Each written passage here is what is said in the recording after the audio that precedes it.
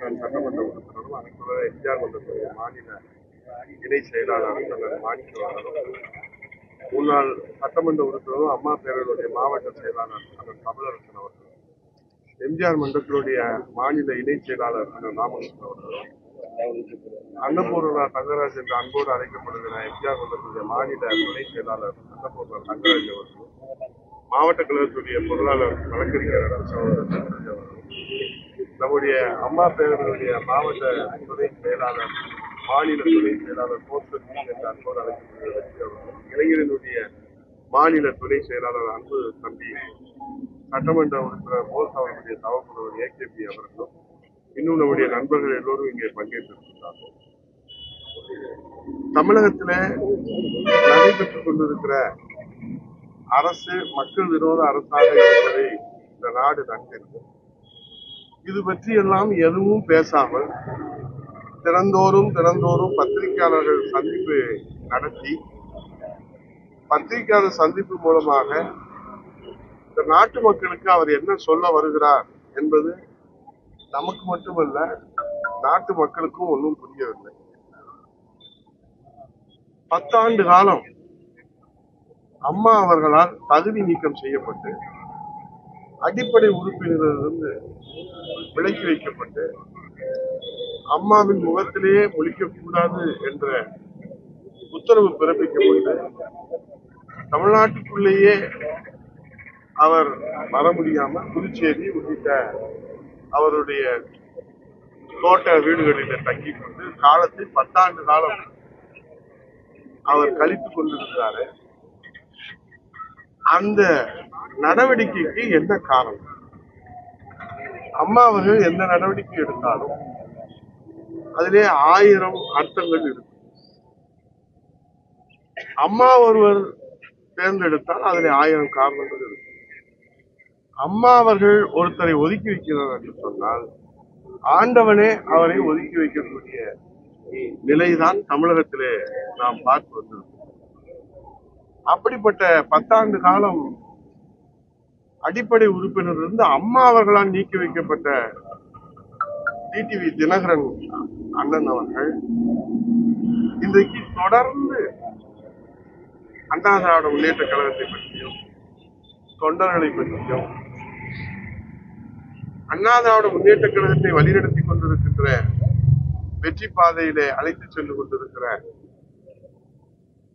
கழக நிரந்தர பொதுச் செயலாளர் சாமானிய முதல்வராக சரித்திரம் படைத்து வருகிற புரட்சி தலைவர் எடப்பாடி அவர்களை பற்றியும் அவதூறு பரப்புவது மட்டுமே தன்னுடைய கடமையாக கொண்டது.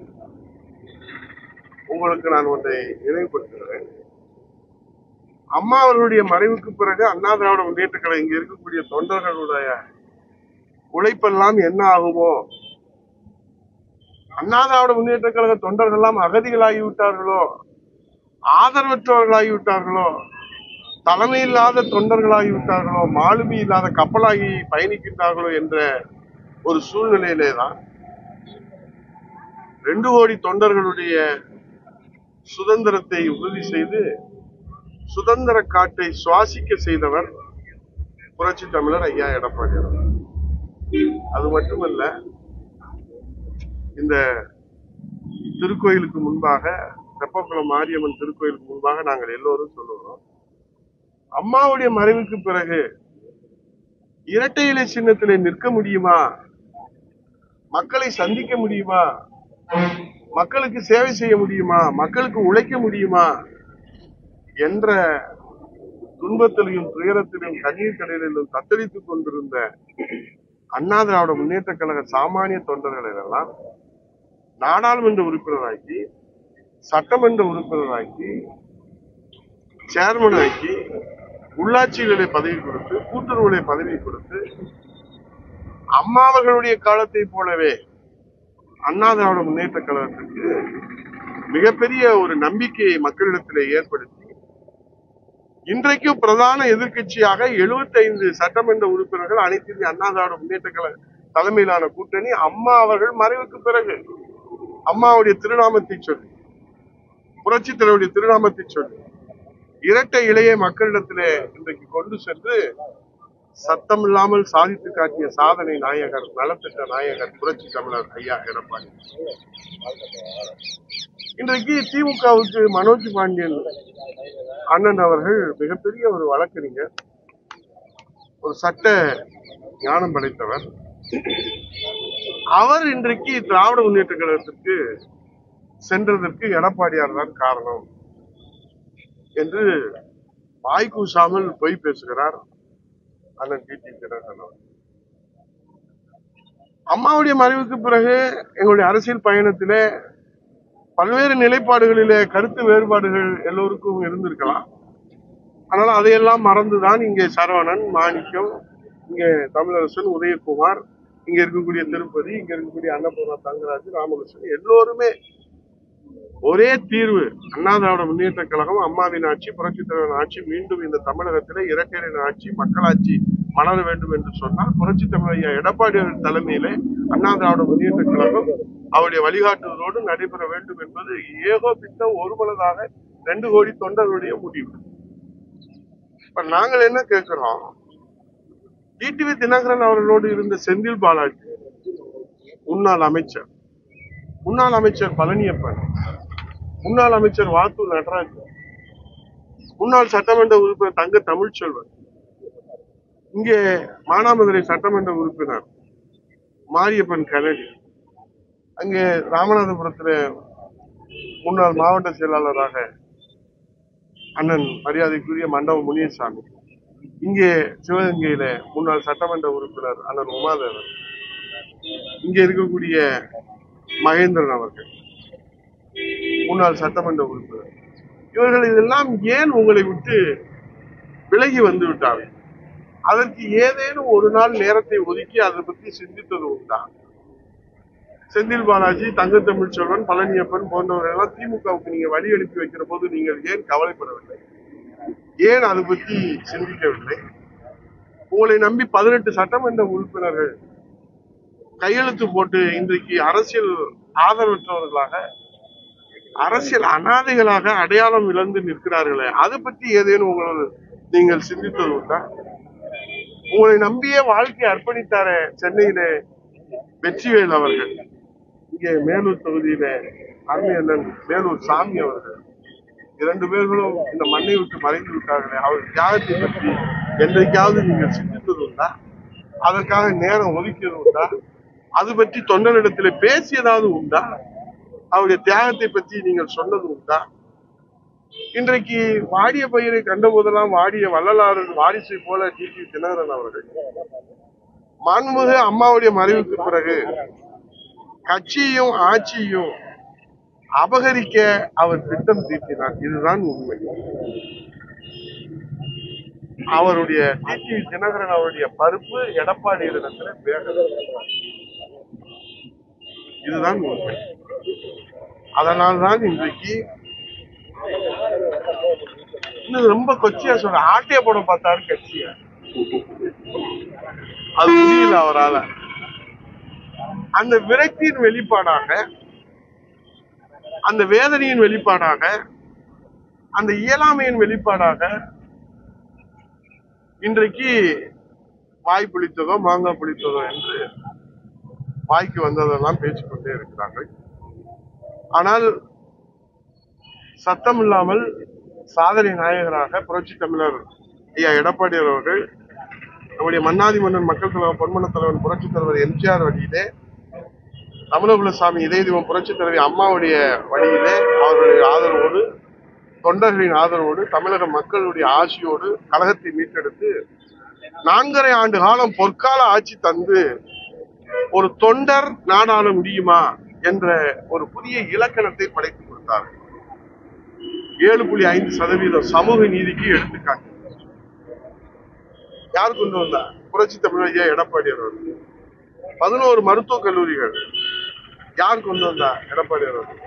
மெட்ரோ ரயில் திட்டம், 2000 அம்மா மினி கிளினிக், மதுரைக்கு எய்ம்ஸ் மருத்துவமனை, குடிமராமத்து திட்டம், நதிநீர் இணைப்பு திட்டம், நடந்தாய் வாடி காவேரி திட்டம், டெல்டா பாதுகாக்கப்பட்ட மண்டலமாக காவேரி காப்பாளராக இன்றைக்கு விவசாயிகளால் பாராட்டப்படுகிறார். 50 ஆண்டு கால காவேரி பிரச்சனைக்கு தீர்வு, அத்திக்கடவு அவிநாசி திட்டம், காவேரி குண்டாறு வைகை இணைப்பு திட்டம் கொரோனா காலத்திலே பாதுகாப்பு அரண் அமைத்து கொடுத்தார்கள் தமிழ்நாட்டு மக்களுக்கு. வேளாண் உற்பத்தியில 5 முறை கிருஷி கர்மா விருது.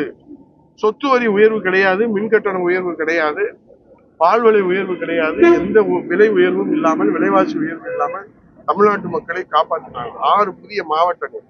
அம்மா புனித அரசனுடைய திட்டங்களான தாலிக்கு தங்கம் திட்டம், மடிக்கணினி திட்டம், விலையில அரிசி வழங்குகிற திட்டம் உள்ளிட்ட இருசக்கர வாகன திட்டம், கறவை மாடுகள் ஆடுகள் வழங்குகிற திட்டத்தை புரட்சி தமிழர் ஐயா எடப்பாடி அவர்கள் கொரோனா காலத்திலே கூட தடையில்லாமல் கொண்டு செலுத்தினார். இன்றைக்கு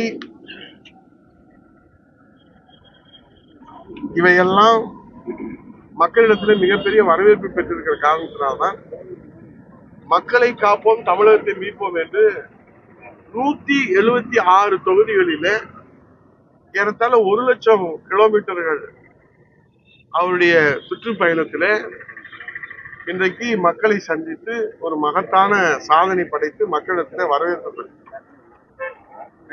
இப்ப இதுல என்னன்னு பாத்தீங்கன்னா, இந்த கிராமத்துல சொல்லுவாங்க, என்ன தம்பி தம்பி கிராமத்துல சொல்லுவாங்க, உனக்கு என்னப்பா நீ பைத்தியம், எதை வேணாலும் பேசலாம் அப்படின்ற மாதிரி.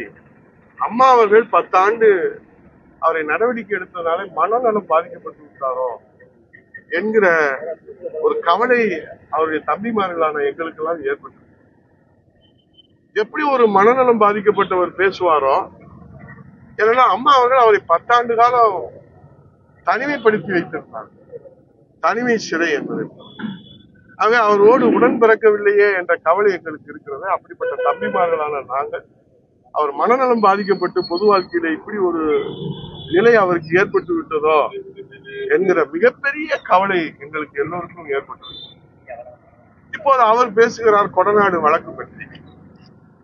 கொடநாடு வழக்கு புரட்சி தமிழர் ஐயா எடப்பாடியார் அவர்கள் முதலமைச்சராக இருக்கிற போது சட்ட ரீதியான நடவடிக்கைகள் எடுக்கப்பட்டு அது குறித்து சட்டமன்றத்திலே மிகப்பெரிய நீண்ட விவாதம் அதிலே மேற்கொள்ளப்பட்டு அது சட்டசபையிலே பதிவுல இருக்கிறது. ஏன்னா இவர் சட்டசபைக்கு வந்தது இல்லை, வந்தாலும் தேர்ந்தெடுத்தாலும் இருக்கிறது இல்லை. அதனால சட்டசபை பதிவுகளை படித்து விட்டு வேண்டுமானால் அவர் இது குறித்து பேசலாம். அவர் என்ன சொல்றாரு, எம்எல்ஏக்களை பற்றி, அமைச்சர்களை பற்றி, தண்டவாளங்களை பற்றி, வண்டவாளங்களை பற்றி, அவருடைய லீலைகளை பற்றி, உளவுத்துறை கொடுத்ததெல்லாம் புத்தகப்புத்தரை படிச்சு கிழிச்சு போட்டாராம். எவ்வளவு ஒரு கீழ்த்தரமான ஒரு சிறுமைப்படுத்துகிற ஒரு எண்ணம் என்று பாருங்க. வெறுவாயிலே அவள் மெல்லுவார் இவரு, அதாவது வெறுவாயிலே அவளே இல்லாம வெறுவாயிலே மெல்றவர் இவரு. இவர் சொல்றாரு எல்லாத்தையுமே படிச்சு கிழிச்சுட்டோம். எப்படி எதை வேண்டுமானாலும் பொது வெளியில பேசி விடலாமா? இது என்ன நியாயம்? அண்ணா திராவிட முன்னேற்ற கழகம் என்பது 52 ஆண்டு காலம் மிகப்பெரிய ஒரு மாபெரும் மக்கள் இயக்கம். 2 கோடி தொண்டர்கள் வீட்டை மறந்து, பிள்ளைகளை மறந்து, குடும்பத்தை மறந்து, உறவுகளை மறந்து, சொந்தங்களை மறந்து, நட்பை மறந்து, அத்தனையும் அர்ப்பணித்து மக்களுக்காக சேவை செய்வதை நீங்கள் இப்படி வாய்க்கு வந்த வரி பொது வெளியிலே கொச்சைப்படுத்தி பேசினால், சிறுமைப்படுத்தி பேசினால், அவதூறாக பேசினால் அது எல்லாரும் வேடிக்கை பார்த்து கொண்டிருப்பாங்க. உங்களுக்கு தமிழ்நாட்டுல என்ன வேலை எங்களுக்கு தெரியல. இவருக்கு என்ன பிரச்சனைன்னு நமக்கு தெரியல. இப்போ பக்கத்து இலைக்கு பாயாசம் அப்படின்னு கிராமத்துல சொல்லுவாங்க. இவருக்கு சேர மாட்டாரா? ஆனா இவரை சேர்த்துக்கிறவன் என்னை சேர்த்து இவரை சேர்த்துக்கிறோம். யாரும் சொல்றாருன்னு உங்களுக்கே தெரியும். அவர் சொல்லியிருக்காரு, பக்கத்து இலைக்கு பாயாசம், பாயாசத்தை ஊத்து பாரு. எனக்கு இல்லப்பா, பக்கத்து இலைக்கு. அந்த கதையா? நான் என்ன கேட்கிறேன், ஒரே ஒரு கேள்விதான்.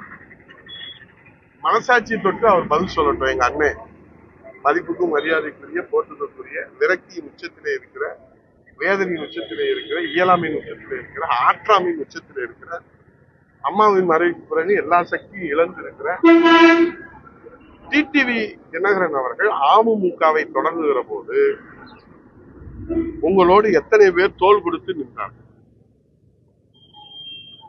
நீங்கள் கட்சி ஆரம்பித்து தேர்தலை சந்தித்து மக்கள் உங்களை நிராகரிக்கப்பட்ட பிறகு உங்கள் கொள்கை, உங்கள் லட்சியம், உங்களுடைய அணுகுமுறை, உங்களுடைய பேச்சு, ஆணவம் அத்தனையும் மக்கள் உங்களை தள்ளி வைத்ததற்கு பிறகு, இந்த புதிய கட்சி தொடங்கியதற்கு பிறகு நீங்கள் எத்தனை பேரை சட்டமன்ற உறுப்பினராக கொண்டு வந்து தொடங்கியதற்கு பிறகு 10 பேரை 18 பேரை தெருவில் நிறுத்தியிருக்கிறீர்கள். ஆகவே இன்று வரை ஒவ்வொருவராக உங்களிடத்திலிருந்து விலகிக் கொண்டே இருக்கிறார்களே, அது ஏன்? விலகியவர்கள் தாய் கழகமான எடப்பாடியுடைய தலைமையிலே வந்து தங்களை இணைத்துக் கொண்டு கழகப்பணி, மக்கள் பணி, பொதுப்பணி ஆற்றுவதற்கு வாய்ப்பு கேட்டுக்கொண்டது. புதிய கட்சியை தொடங்கிய பிறகு நீங்க போட்டியிட்ட தேர்தல், எல்லா தேர்தலிலுமே நீங்கள் உள்ளிட்ட உங்களை நம்பி வந்தவர்கள் யாரையுமே ஏன் மக்கள் ஏற்றுக்கொள்ளவில்லை? இதை பற்றி நீங்கள் சிந்தித்தது உண்டா? இது பற்றி நீங்கள் விளக்கம் சொல்ல முன் வருவீர்களா? அதை பற்றி நீங்கள் பேசாமல் ஏதேதோ வாய்க்கு வந்ததை பேசுகிறீர்கள். தேர்தலில் தொடர் தோல்வி ஏற்பட்ட பிறகு அமைதி காத்து வந்த நீங்கள் இப்போது தினந்தோறும் காலை, மதியம், இரவு 3 வேளை நம்ம சாப்பிடுவோம்ல, அதே மாதிரி 3 வேளை பேட்டி. இதனால தமிழ்நாட்டு மக்களுக்கு ஏதாவது முனை அளவு பிரயோஜனம் இருக்கா? அவர் பேசுறதுனால தமிழ்நாட்டு மக்களுக்கு ஏதாவது வறுமை ஒழிஞ்சு போயிடுமா? வேலை வாய்ப்பு கிடைச்சிடுமா? வளர்ச்சி ஏற்பட்டுமா? இல்ல அதுக்கான வழி சொல்றாரா? எதுவுமே தெரியல. தமிழ்நாட்டு மக்களுக்கு நீங்கள் பொது வெளியிலே கொடுக்கக்கூடிய பேட்டியின், செய்தியாளர் சந்திப்பினுடைய சாராம்சம் என்ன? நான் என்ன கேட்கிறேன், உத்தமபுத்திரன் யோக்கியவரன் செம்பெடுத்து உள்ள வைங்கன்னு கிராமத்துல சொல்லுவாங்கல்ல. நீங்க கட்சி ஆரம்பிச்சு பாலியல் வன்கொடுமை இந்த 4 ஆண்டு காலத்துல எத்தனை நடந்திருக்கு இந்த திமுக அரசுல? அதை எதிர்த்து நீங்க கருத்து சொன்னது உண்டா? போராடியது உண்டா? உங்கள் தொண்டர்களை களத்திலே இறக்கி மக்களை பாதுகாப்பதற்கு பெண்கள் பாதுகாப்பு கேள்விக்குறியாயிருக்கிறது, அது பத்தி நீங்கள் பேசியது உண்டா? சிந்தித்தது உண்டா?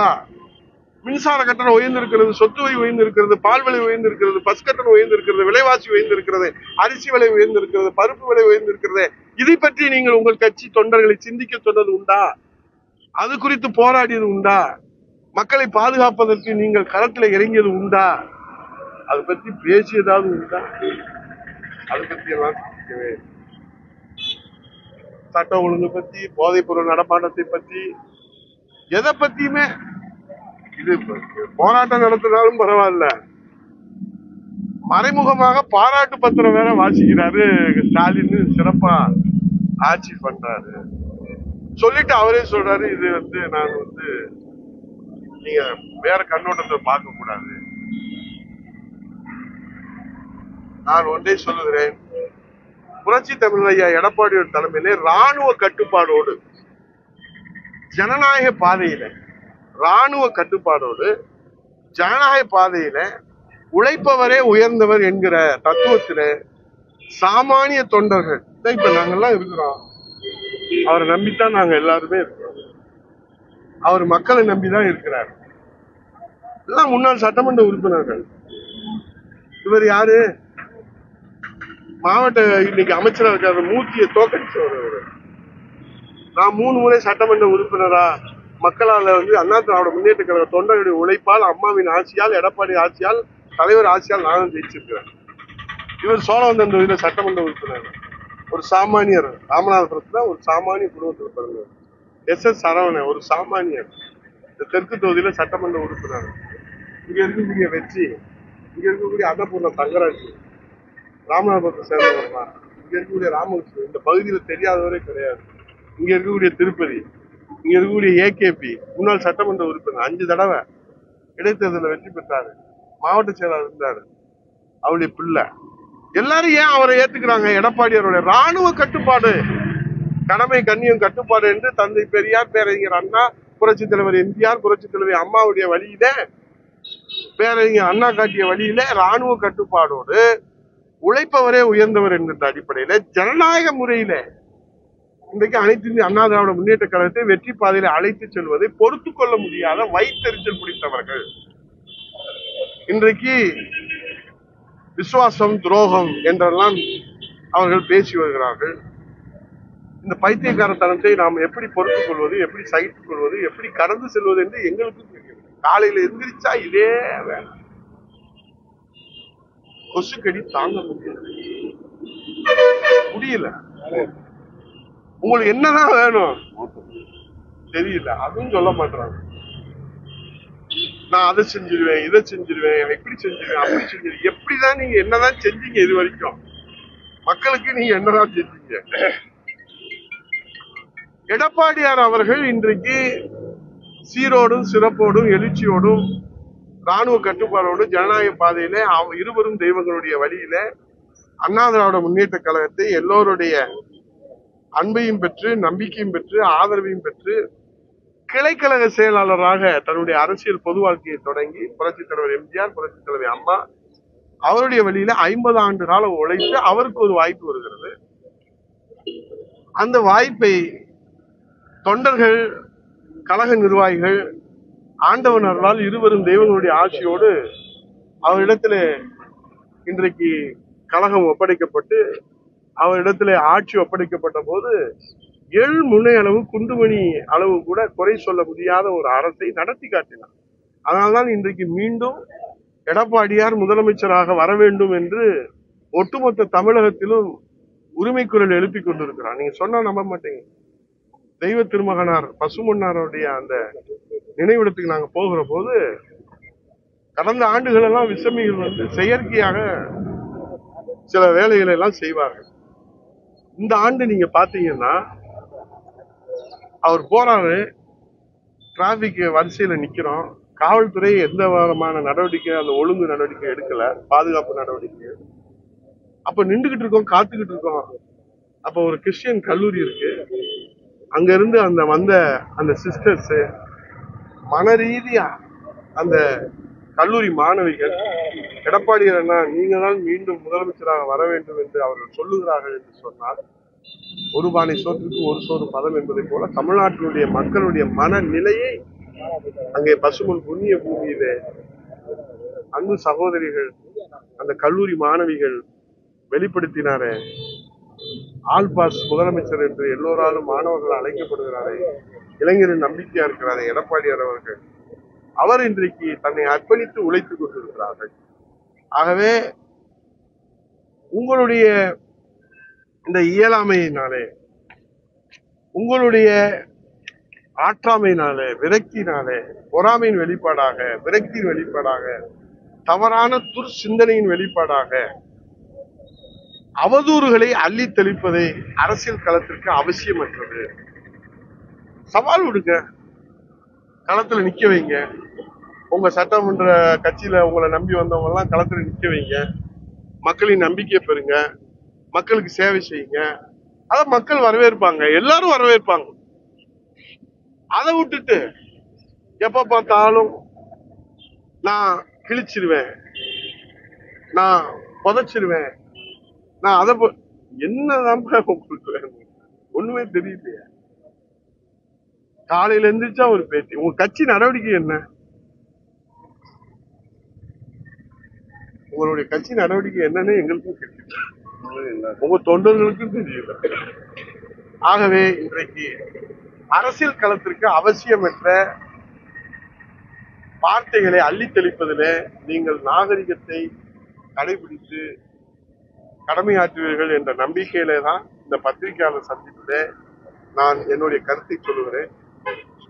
இந்த மக்கள் பணியிலே தங்கள் சிந்தனையை செலுத்தி எஞ்சிய காலத்திலாவது மக்களுடைய நம்பிக்கை பெறுவதற்கு நீங்கள் முயற்சி செய்யுங்கள். அதை விடுத்து இன்றைக்கு ஆயிரக்கணக்கானவர்களை அரசியல் அனாதைகளாக்கி, தெருவிலே விட்டு கடன்காரர்களாக்கி, அவர்களையெல்லாம் அரசியல் களத்திலிருந்தே, பொது வாழ்க்கையிலிருந்தே தங்கள் முகவரியை தொலைத்து விட்டு, விலாசங்களை தொலைத்து விட்டு இன்றைக்கு தேடிக்கொண்டிருக்கிறார்களே, அந்த நிலைமைக்கு உங்களோடு ஒட்டி கொண்டிருக்கிறார்களே 1-2 பேர்கள், அவர்களையும் நீங்கள் வழி அனுப்பி வைத்து விடாதீர்கள் என்று உங்களிடத்திலே கேட்டு, இன்றைக்கு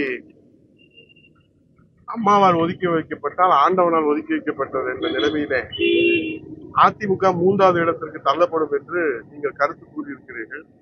ஆடு நினைக்கிறது என்று ஓனாய் கவலைப்பட்டதை போல உங்களுடைய கருத்து இருக்கிறது. எடப்பாடியார் ஆளுகின்ற திமுக அரசுக்கு சிம்ம சொப்பனமாக இருக்கிறார்.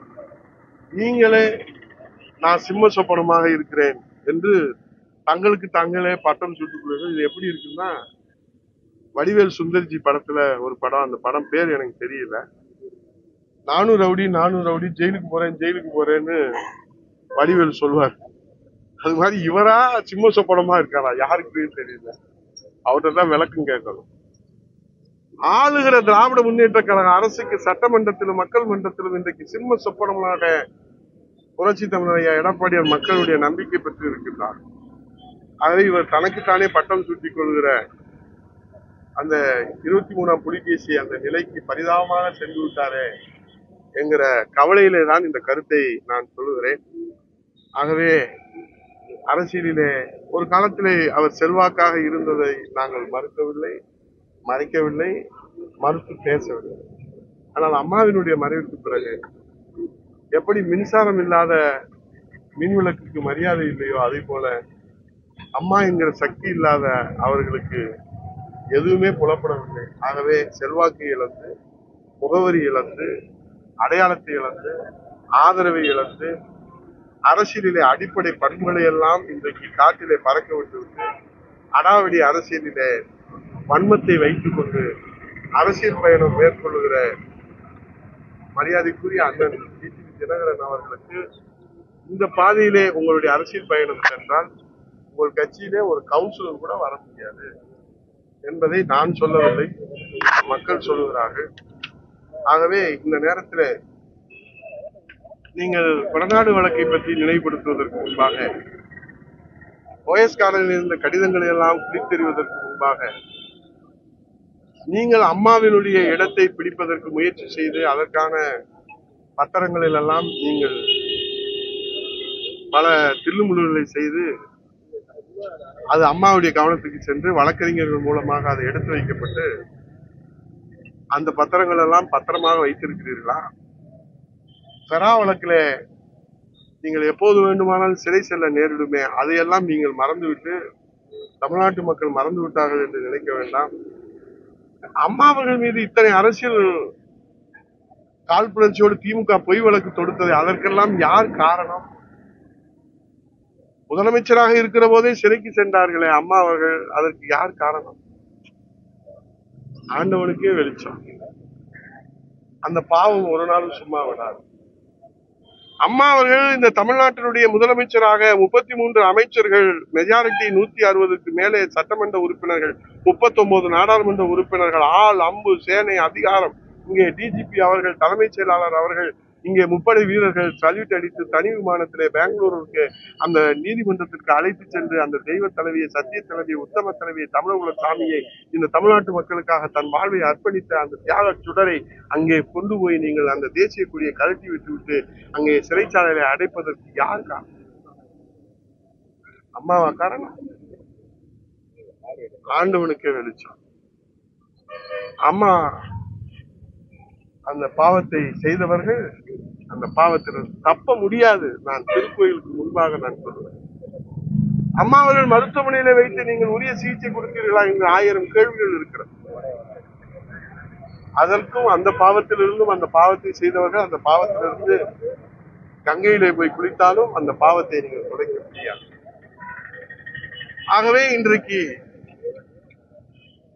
ரகசிய ஆவணங்களை கிழித்தெறிந்ததாக நீங்கள் பைத்தியக்காரத்தனமாக சொல்வதை இந்த மக்கள் ஒருபொழுதும் நம்ப மாட்டார். ஏனென்றால் அவரிடத்தில் இல்லை என்று சொன்னால்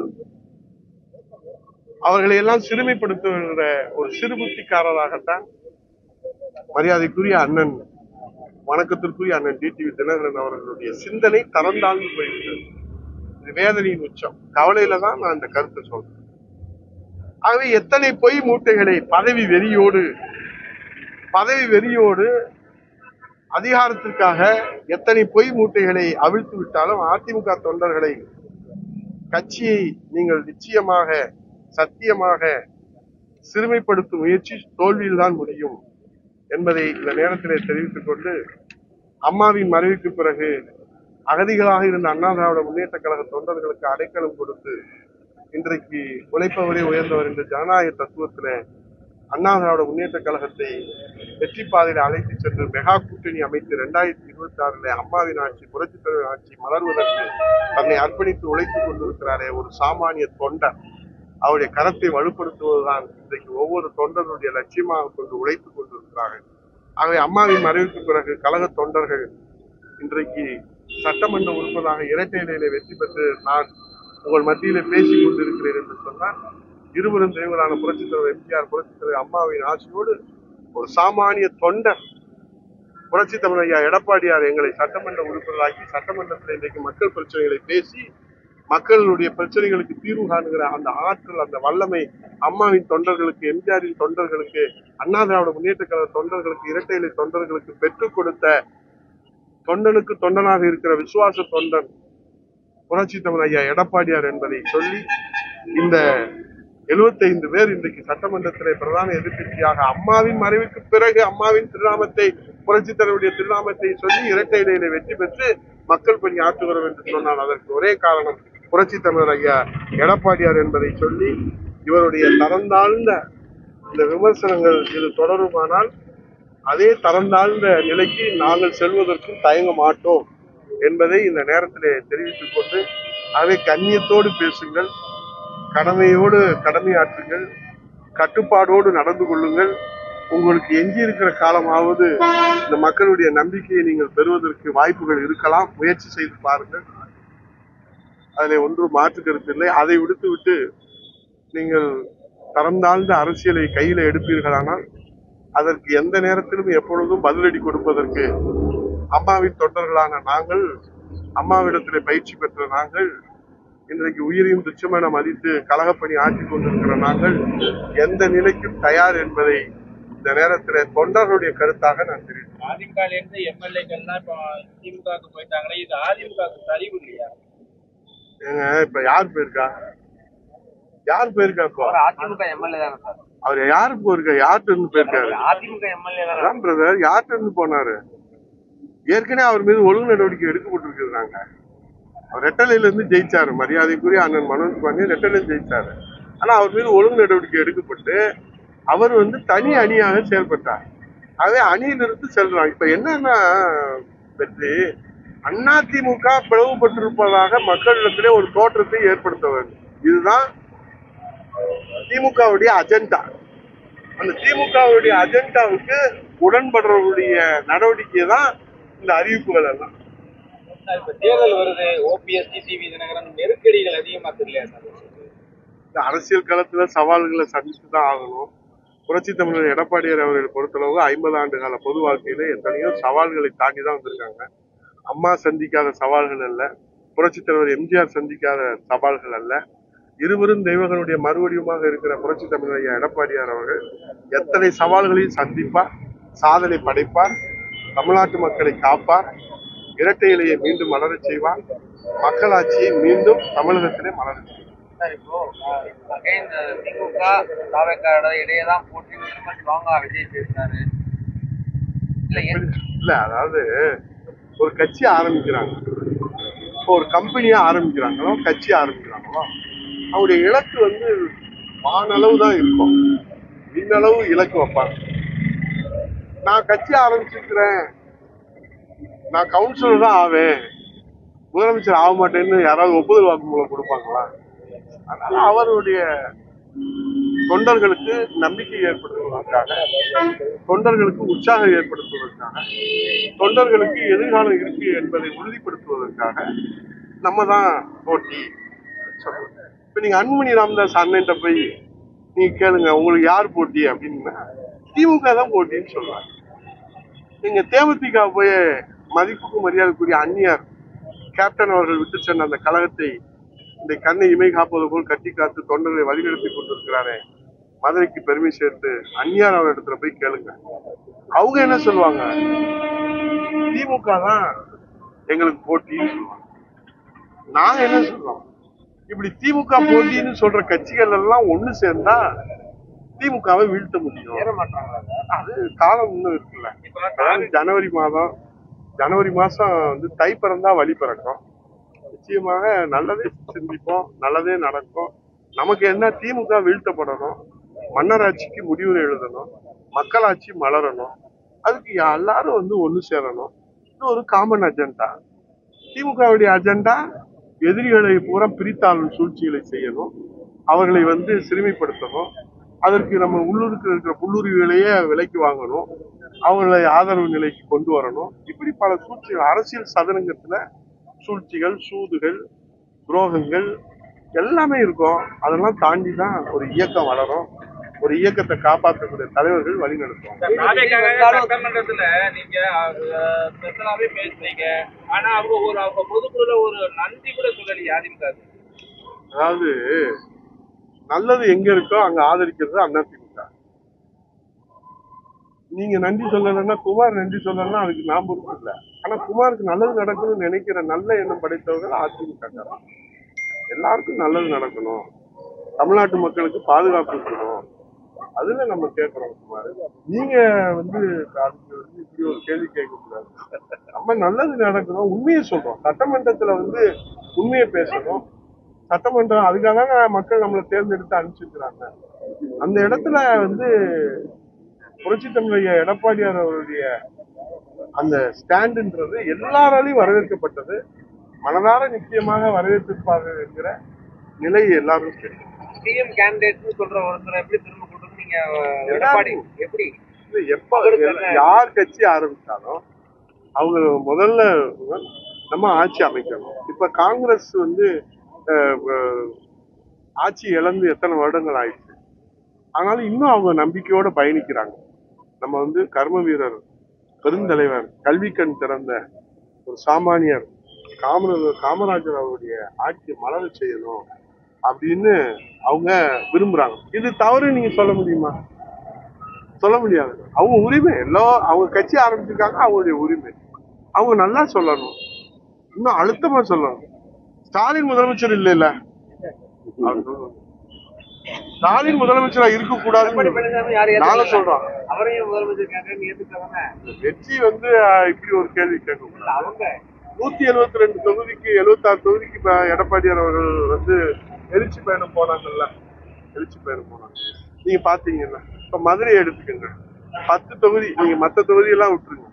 சோழவந்தான் தொகுதியில இவர் பாத்தீங்கன்னா, தெற்கு தொகுதியில இவர் பாத்தீங்க, திருமங்கலம் தொகுதியில பாத்தீங்கன்னா, மேலூர் தொகுதியில பாத்தீங்கன்னா, இங்க திருப்பரங்குன்றம் தொகுதியில பாத்தீங்கன்னா ராஜன் செல்லப்பா, மேற்கு தொகுதியில பாத்தீங்கன்னா 10 தொகுதியில எப்படி வரவேற்பு இருந்துச்சு, கிழக்கு தொகுதியில எப்படி வரவேற்பு இருந்துச்சு, உசிலம்பட்டியில எப்படி வரவேற்பு இருந்துச்சு. இது எப்படி நீங்க யாரும் வரவேற்கலன்னு சொல்லலாம்? கட்சிகள் நீங்க என்ன நினைக்கிறீங்க? இப்பயே அக்ரிமெண்ட் போடுங்க, இப்பயே ஒப்பந்தம் போடுங்க, இப்பயே பரபரப்பா இருங்க. அதெல்லாம் ரகசியமாக சில பணிகள் எல்லாம் மக்கள் பணிகள் நம்ம எப்படி செய்யணும் வைக்கணும். தலைமை பாஜக கிளை கழகமாக அதிமுக செயல்படுகிறது. உங்களுடைய திமுக போய் சேர்ந்துட்டு தனியார் யாரு அவரு? நம்ம அண்ணன் தான் அவரு. அவர் அப்பப்ப பாவம்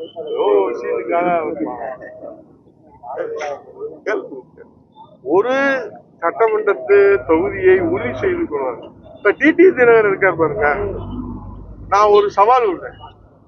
ஒரு மாசம் அவர் பேட்டி கொடுக்காம மௌன விரதம் இருந்தாருன்னா மக்கள் அவரை மறந்துடுவாங்களா, நினைச்சிருப்பாங்களா? தன் இருப்பை தக்க வைத்துக் கொள்வதற்காகத்தான் பத்திரிகையாளர் சந்திப்பை தவிர மக்களுக்கு சேவை செய்வதற்காக பத்திரிகையாளர் சந்திப்பு டிடி தினகரன் நடத்தல. அது மாதிரி சில பேர் இருப்பாங்க. ஒரே மாதம் நான் அவருக்கு அண்ணனுக்கு, எங்க உடன்பரவாத அண்ணனுக்கு சரவணே, மாணிக்கம், தமிழரசன், உதயகுமார், அன்னபூர்ண தங்கராஜ், ராமகிருஷ்ணன், வெற்றிவேலு, ஏகேபி, இங்க இருக்கக்கூடிய அண்ணன் திருப்பதி, எல்லாரும் சார்பா, தொண்டர்கள் சார்பா ஒரு கோரிக்கை. இந்த தேர்தல் வரைக்கும் அவர் மௌன விரதம் இருந்து பத்திரிகையாளர் சந்திக்காம இருந்து பேட்டி கொடுக்காம இருந்தா டிடி தினகரன் தமிழ்நாட்டு மக்களுக்கு தெரியுமா தெரியாதா அப்படின்றத உங்களுக்கே தீர்ப்பா நான் விட்டுறேன். நன்றி, வணக்கம். போடுவீங்கல்ல தம்பி? இது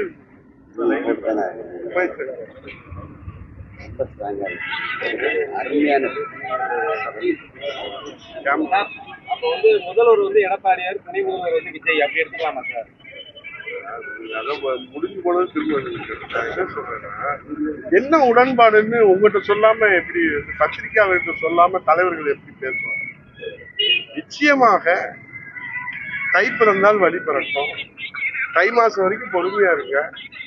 நல்ல மெகா கூட்டணி, வலிமையான கூட்டணி, வெற்றி கூட்டணி புரட்சி தமிழ் ஐயா எடப்பாடி தலைமையில அமையும் என்கிற நம்பிக்கை, ஆண்டவனுடைய ஆட்சியும், இருவரும் தெய்வங்களான புரட்சி தலைவர் எம்ஜிஆர், புரட்சி அம்மாவுடைய ஆட்சியும், மக்களுடைய ஆதரவும் ஆட்சியும் இருக்கிறது. நிச்சயமாக நல்லது நடக்கும். ஆடி போய் ஆவணி வந்தா நல்லது நடக்கும். தை பிறந்தா வழி பிறக்கும். நன்றி, வணக்கம்.